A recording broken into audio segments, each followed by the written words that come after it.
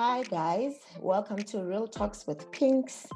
Thank you to everyone that's been subscribing and following our channel. We are discussing real issues that happen to young women and young professionals and millennials. So today I have a really special guest, a good friend of mine, Farai. We will be discussing and continuing with mental health, and she will be speaking about her journey with mental health. Welcome, Farai. Can you please introduce yourself to our guest? Thanks so much, Pinky, for having me. My name is Farai, and I'm really excited to be on this platform. From a career perspective, I'm involved in a number of things. My 9 to 5, I work for the Youth Employment Service, where we create jobs for unemployed youth. My passion project is working for the Africa Matters Initiative, which is an organization I co-founded with a friend about 5 years ago now, which aims to upskill young Africans with the tools and skills they need to transform their communities. Really excited to be here. Thank you, Pinky. Thank you, Farai, for honoring our invitation. In particular, let's dive straight into the topic. A lot of young professionals just assume that we all have it together just because we do a couple of things. You just mentioned that you founded Africa Matters, but you also have a full-time job. So can you tell me about your mental health journey and any warning signs that you started having since you started doing your own stuff for you to before you got into anxiety issues and stuff? Sure. I think you're absolutely right when you say that when people see you, the perception is that you've got it all, you've got it all figured out, that there is nothing wrong with you, that you are hundreds. And I think the challenge with that is that, we are navigating and dealing with many things. And so when that happens, there are so many moving parts constantly. I think I saw my symptoms of anxiety when I was in my third year of uni. I remember at the time it was Fismas Fall. I was serving on the SRC. There was so much happening. And I remember the one day I walked to go to class, and I didn't end up in class. 2 hours later, I ended up outside the office of a psychologist. And that was so strange. And to this day, I can't account for what happened in those 2 hours from when I left Res to when I was just outside the office of the psychologist. And I think that whole thing of blacking out was my body's way of telling me, Farai, you're just not coping. I was super panicky. I would worry, I think, rather disproportionately about everything and anything. I felt, shoot, I've got to do really well academically because I need to get into my honors year. I need to be very active on campus. I need to do SRC work. I need to assist with the student parliament. I need to keep growing Africa Matters. I need to assist at Res. Because at Res I had a role there as well.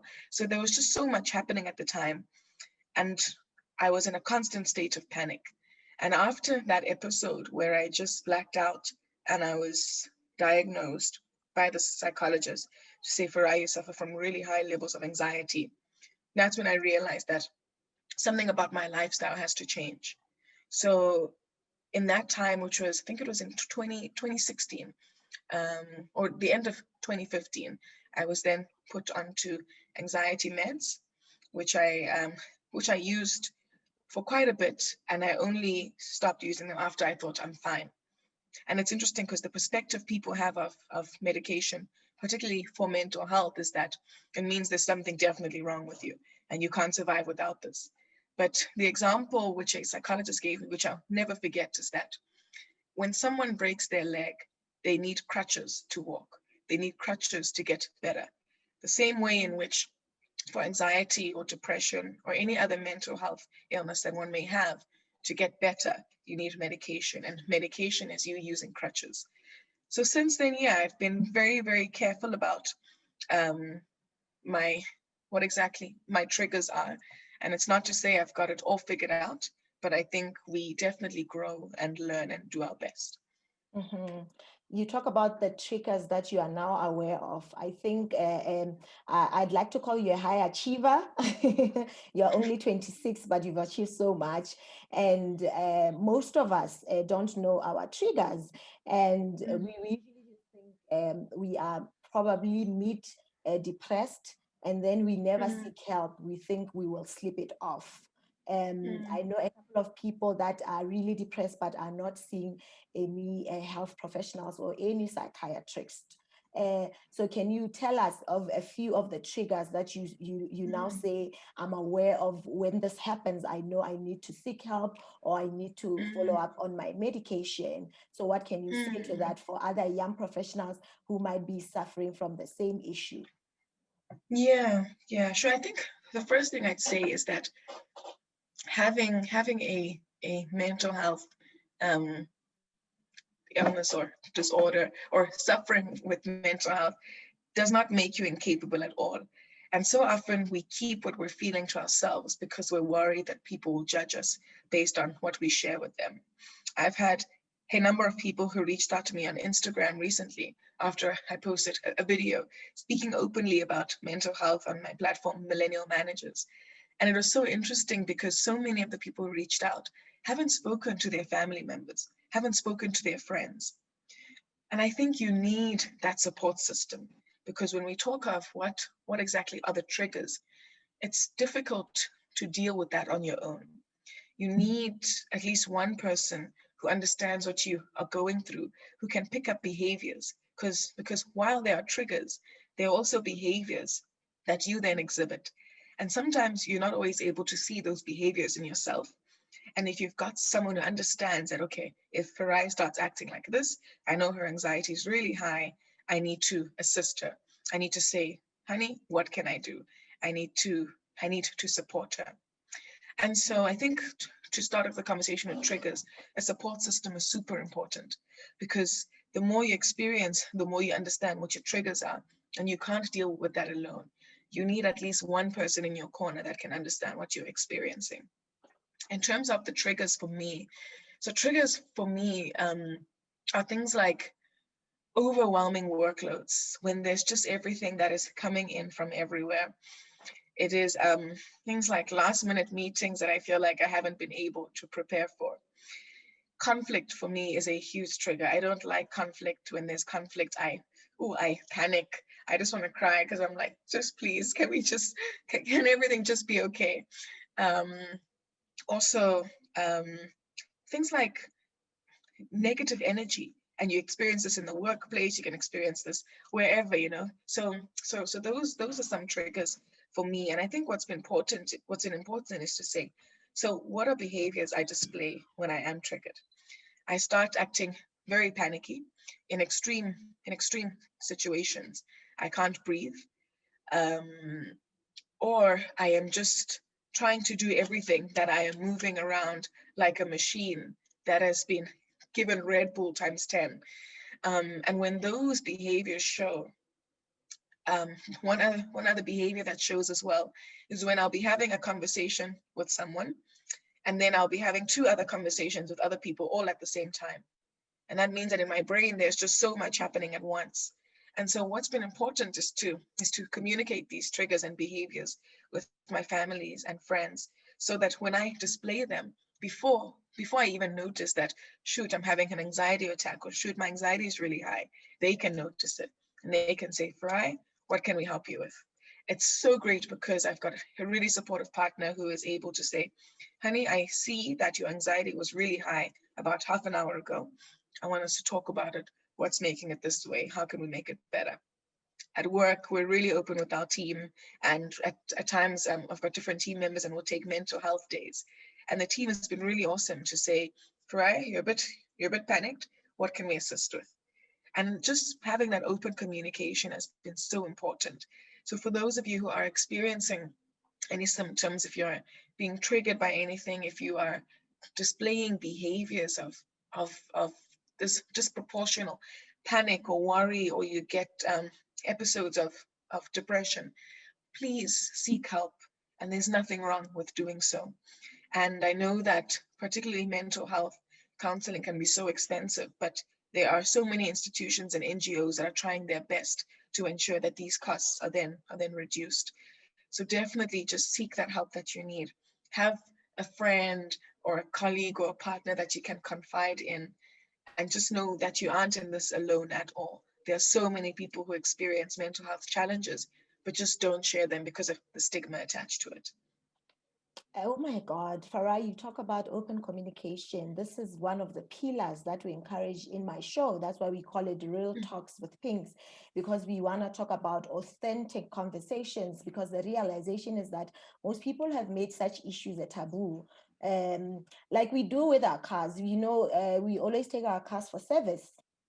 Mm, And I think with our mental health as well, we are mm, supposed to open the communication to see therapists. As young people, I think these days we have high workloads, unlike our parents back in the days.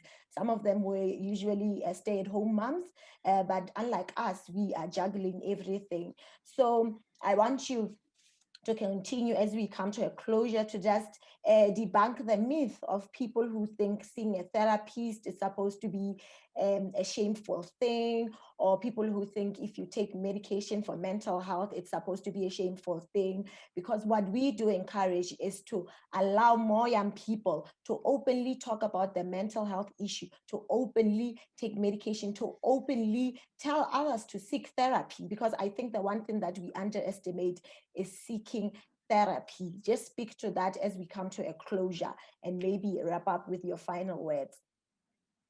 mm. I think what is really important, and I love what you said about, we take our cars in for service, but we don't actually do the same when it comes to our mental health. And I think it is so important that, you're right that we have definitely higher workloads.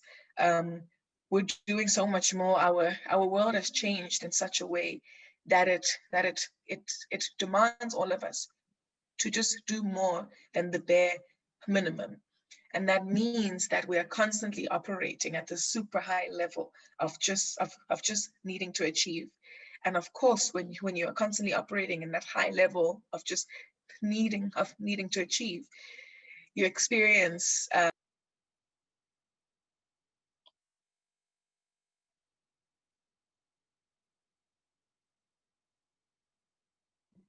Pinky. I don't know what happened.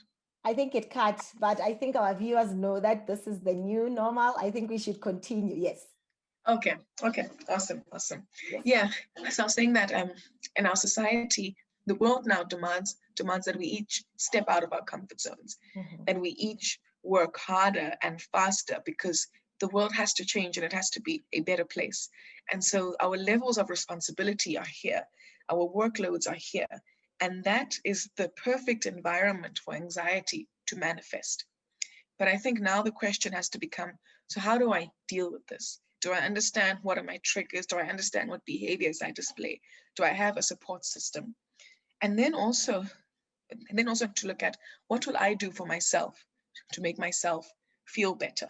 How will I ensure that I am keeping my anxiety levels as low as I can? And one of the things which I am so proud of myself for having done, actually, it's a number of things. The first is that I set boundaries. Like people at the office laugh at me because at 4:15 I'm out. I am out. If there is a meeting that is set for 4 o'clock to 5 o'clock, I won't be there because I start working early. And I think that if you want me to be at a meeting, you'll look at what my working times are. 4:15, I am out, and I am at boxing from 4:30 to 5:30. And that boxing, that adrenaline, that exercise helps me so much, especially when it's been a stressful day. I can just imagine all the day's stresses and punch them. Then I feel so much better.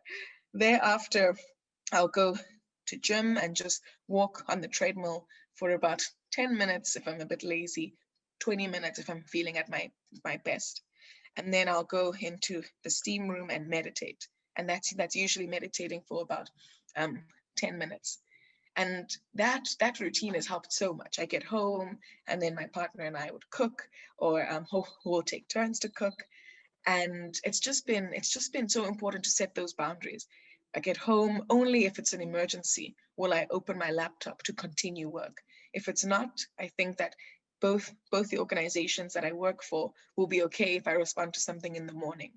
So setting those boundaries has been so important to how I cope with my anxiety, but also ensuring that I'm exercising on a daily basis or as often as possible and meditating as often as possible has been really, really good. One other thing I'd say is that there's a really cool page on Instagram called DLC Anxiety. So it's called DLC Anxiety, and it's got posts every day about anxiety. How do you cope with anxiety? How do you date someone who has anxiety? How are you friends with someone with anxiety? And all of these are so important because I guess when one has high levels of anxiety, they may display behavior at times that is seen as offish. When you just stop talking or when you just keep to yourself, and it's not that you're upset or you're angry, it's that there's something happening in your brain and, and in your system. And if someone understands you, it's so much easier for them to support you. So definitely thank you, Pinky, for this opportunity. And I hope that everyone watching this video would would please recognize that they aren't alone and find a way to cope with their anxiety and get the support that they need and deserve. Thank you so much, Farai. That was really profound. I like when you say a support system is quite important. People that are surrounding you to know what are your triggers and also just to know how they can support you. I think this is what we are striving for also with this show as young women to support one another. And I know that you, my friend, are one of those passionate about women empowerment. And really thank you so much for honoring our invitation. And specifically, I think I wanted someone that people could identify with, who is young, who's a young professional, who is doing a lot in the world, because I know you care so much about social justice. But I think we must know that mental health is real and we must seek help wherever necessary. Thank you for coming to the show, and thank you to everyone watching. Have a great day. Bye. Bye, Pinky. Thank you.